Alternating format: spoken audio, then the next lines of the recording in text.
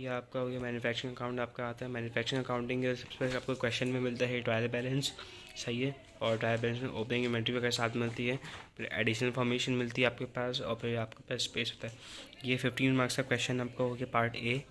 Part B आपका हो गया 13 मार्क्स से इनकम स्टेटमेंट, सही है। और ये आपका हो गया बैलेंस शीट जो आपकी होती है मैक्सिमम 12 मार्क्स की, लेकिन टोटल 40 है, 45 का बनता है, 42 का बनता है, सॉरी 42 के भी आगे आपका क्वेश्चन आता है। तो सही है। सबसे पहले आप समझो पैटर्न क्या होता है। डीएम कंज्यूम यानी कि डायरेक्ट मटेरियल कंज्यूम निकालते हैं कि आपने कितना मटेरियल कंज्यूम किया। सबसे पहले क्या करेंगे, ओपनिंग इन्वेंट्री डायरेक्ट मटेरियल की लेंगे, सही है।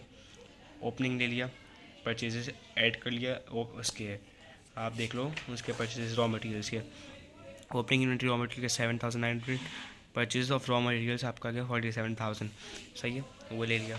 अब इससे एंडिंग इन्वेंट्री माइनस कर देंगे जो आपको यहाँ पे होता है एडिशनल इन्फॉर्मेशन में उसका रॉ मटेरियल्स का। आप माइनस करके उसका आंसर उसी के ऑपोजिट लिख देंगे, सही है। और फिर ये आपका फर्स्ट साइड हो गया। सेकंड साइड आपका हो गया डायरेक्ट लेबर। डायरेक्ट लेबर आपका फैक्ट्री वेजेस हो गया, सही है। फैक्ट्री वेजेस हम लिख देंगे, जितने भी फैक्ट्री के अंदर काम है वो सारे आपके आएंगे उसमें मैन्युफैक्चरिंग अकाउंट में आएंगे। और बाकी जितने ऑफिस के होंगे, जितने नॉन प्रोडक्शन हेड होगा आप वो ओवरहेड्स होगा तो वो आपका सारा उसमें आएगा इनकम स्टेटमेंट और बैलेंस शीट में आपका आ गया, सही है। फिर आपको क्या डायरेक्ट एक्सपेंस में आप मुझसे लिख लोगे सारे। और डायरेक्ट एक्सपेंस के पास अब ये तीनों आपके पास आ गए, तीनों को ऐड करोगे तब का प्राइम कॉस्ट आएगा। आप प्राइम कॉस्ट लिखना बोल के आपके 1 मार्क्स चले जाएगा। प्राइम कॉस्ट आपका फर्स्ट पार्ट होता है। अब सेकंड आपका पार्ट है आपका फैक्ट्री ओवरहेड्स। तो फैक्ट्री ओवरहेड्स के हेडिंग डाल ली। फिर आपके मतलब फैक्ट्री ओवरहेड्स में ये हो गया क्या, जो इनडायरेक्ट फैक्ट्री कॉस्ट होती है, फैक्ट्री कॉस्ट हो गए, factory materials, factory labour, factory expenses आपका हो गया। जो इनडायरेक्ट होता है वो आपका आएगा, और ऊपर साइड डायरेक्ट आएंगे प्राइम कॉस्ट के अंदर। तो इनडायरेक्ट आपने सारी चीज़ें लिख दी, इंश्योरेंस लिख दिया, लैंड एक्सपेंसेस लिख लिया, बिल्डिंग रिपेयर्स लिख दिया, सही है। और फिर आप डेप्रिसिएशन भी ऐड करोगे, मैंने यहाँ लिख लिया। तो इन सब का टूल करके आप यहाँ पे लिख दोगे।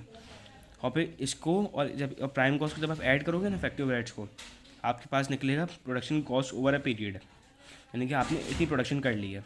अब इसमें से हमें मालूम करना है कि कितनी सेल के काबिल है, कितनी बची है हमें। तो हमने क्या लिया, वर्क इन प्रोग्रेस का अपनी ओपनिंग इन्वेंट्री और एंडिंग लिया। ओपनिंग को ऐड करवा देंगे और एंडिंग को लेस करवा के तो आपका कॉस्ट ऑफ गुड मैन्युफैक्चर्ड आ जाएगा। तो ओपनिंग क्या से लेंगे, ओपनिंग उसका वर्क इन प्रोग्रेस लिए 18,000, ये अब ऐड करेंगे आपका जो आपका प्रोडक्शन कॉस्ट आया तो ये वाला, सही है। और फिर एंडिंग को यहाँ से लेके उससे माइनस कर देगा वर्क इन प्रोग्रेस का, तो आपका ये आ गया। अच्छा, एक्सपेंसेस कैसे निकलते हैं, ये वाले से लिखा हुआ था। इंश्योरेंस आपका है, अच्छा सही, इंश्योरेंस का अमाउंट आपने इंश्योरेंस का ले लिया। फॉर एग्जांपल इंश्योरेंस का कितना था हमारा, 9,000 था फॉर एग्जांपल, ऐसे बता दिया। आप 9,000 में से कितने 60% फैक्ट्री के बिलोंग करता है और 40% आपका ये है। तो 9,000 के 60% लें तो अब आपका आ जाएगा फैक्ट्री की एक्सपेंस आ जाएगी। अब इंश्योरेंस हमारा क्या है, इंश्योरेंस फैक्ट्री एक्सपेंस है, तो ये मतलब जितनी फैक्ट्री एक्सपेंसेस है तो आपके इसमें आ जाएगा मैन्युफैक्चरिंग में, तो आप ऐसे लिख दोगे। तो ऐसे ही आपका ये बन जाएगा मैन्युफैक्चरिंग अकाउंट, सही है। अब यहाँ पे आपका आएगा इनकम स्टेटमेंट और बैलेंस शीट। इनकम स्टेटमेंट में पाओ सबसे पहले वही पुराना पैटर्न, रेवेन्यू लिख दिया, सोर्स ऑफ इनकम हो गया। फिर कॉस्ट ऑफ सेल्स निकालेंगे, उसके अंदर वही ओपनिंग इन्वेंट्री, फिनिश गुड्स की, वर्क इन प्रोग्रेस का काम खत्म हो गया और रॉ मटेरियल्स का काम। ये दो चीज़ें आपकी कवर हो गई मैन्युफैक्चरिंग में। अब बचा फिनिश गुड्स, यानी कि जो गुड्स सेल के काबिल हैं और जो कंज्यूम्ड हो सकते हैं, तो उसकी ओपनिंग ऐड किया, उसके लिए परचेज आपने की थी तो वो ऐड किया और लेस कर देंगे एंडिंग इन्वेंट्री, सही है। तो हाँ सही है। अब हम आ गए यहाँ पे, आपको वो किया आपने यहाँ पे कर लिया, सॉरी इसमें आपने ये कर लिया तो आपका निकल गया, आपका कॉस्ट ऑफ सेल निकल गया। अब जो कॉस्ट ऑफ सेल्स है आप उसको सेल से आपका रेवेन्यू, यानी कि ये आपका कॉस्ट ऑफ सेल्स है, उसको रेवेन्यू से माइनस कर दोगे तो आपका ग्रॉस प्रॉफिट आ जाएगा।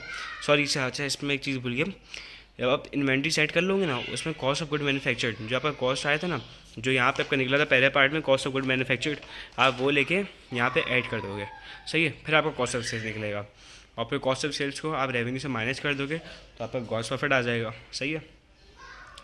और फिर अदर इनकम कोई है तो अदर इनकम आप लिख दोगे, फिर उसको ऐड कर दोगे तो आपका मतलब आपको फिर ग्रॉस प्रॉफिट और बढ़ जाएगा, सही है। अब आपका आ गया एक्सपेंसेस। एक्सपेंसेस में आप सारे एक्सपेंसेस लिख दोगे, मतलब जैसे यहाँ पे लिखा था ना कि इंश्योरेंस में भी तो इंश्योरेंस का 9,000 था, उसको 40% से मल्टीप्लाई करो, आपका आंसर आ जाएगा, उसको आप यहाँ पुट कर दोगे। फिर ऐसे करके आप सारे एक्सपेंस लिखोगे और फिर जो आपका ये आपका आया था आप उसको माइनस कर दोगे। आपके एक्सपेंसेस को आपको जो ये आपका इनकम आता है उससे माइनस कर दोगे और आपका जो बचेगा वो आपको हो गया नेट प्रॉफिट। तो इनकम स्टेटमेंट भी खत्म हो गया, 15 मार्क्स का ये होता है। अब आते हैं बैलेंस शीट में। यहाँ थोड़ा मसला करता है, वो ये है कि आपने नॉन करेंट एसेट्स के इंटेलिजेंस जैसा पैटर्न था वो लिख लिया, फैक्ट्री मशीनरी ऑफिस फिक्सचर्स, दोनों की कॉस्ट लिखी।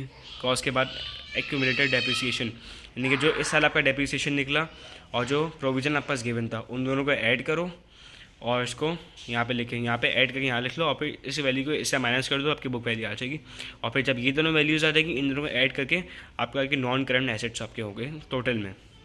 फिर करंट एसेट्स में क्या आएगा, इन्वेंट्री कितनी चीज़ें होती हैं, रॉ मटेरियल्स की इन्वेंट्री होती है, वर्किंग प्रोग्रेस यानी कि जो काम अभी बचा है पूरा नहीं हुआ, और एक फिनिश गुड्स की इन्वेंट्री यानी कि जो मैंने सेल के लिए रेडी थे मगर इस साल सेल नहीं हुआ।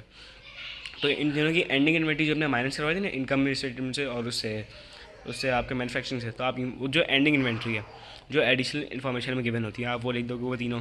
और फिर trade receivables, provision for doubtful debt आपका माइनस होगा, और फिर आप बैंक अगर है तो वो लिख दोगे और फिर ऐड कर दोगे तो आपका अमाउंट क्या है, क्या कर आपको होगी नेट करंट एसेट्स, और फिर उसको ऐड कर दोगे इसको और इसको, आपका आ जाएगा नेट एसेट्स। सही है। फिर कैपिटल लाइबिलिटी का सेक्शन आएगा, कैपिटल में आप ऐड करोगे, कैपिटल लोगे, ड्राइंग्स को माइनस करोगे और उसमें नेट प्रॉफिट ऐड कर दोगे तो आपका आ जाएगा कैपिटल वाली साइड पे करंट लाइबिलिटी होगी, नॉन करंट होगी तो वो लिखोगे। तो ट्रेड जो करंट लाइबिलिटी कैपिटल का अमाउंट को ऐड करोगे और नॉन करंट इसमें है नहीं तो आपका आंसर आ जाएगा ये। और ये अब जो ये वाला आंसर है और ये एसेट्स वाला अगर मैच कर रहा है तो आपका आंसर बिल्कुल सही है, अगर मैच नहीं कर रहा तो कुछ ना कुछ गड़बड़ है यहाँ पे, तो फिर आप चेक करोगे आंसर। सही है। अगर मैच हो गया फर्स्ट टाइम में तो भाई बहुत अच्छी बात है। तो ये होता है आपका मैन्युफैक्चरिंग अकाउंट। सही है। और मतलब सब कुछ यही यहाँ पे से हमें इन्वेंट्री का फ़र्क है और बैलेंस शीट में इन्वेंट्री का फ़र्क है और कॉस्ट ऑफ गुड मैन्युफैक्चर्ड आपका एक्स्ट्रा आ रहा है। सही है।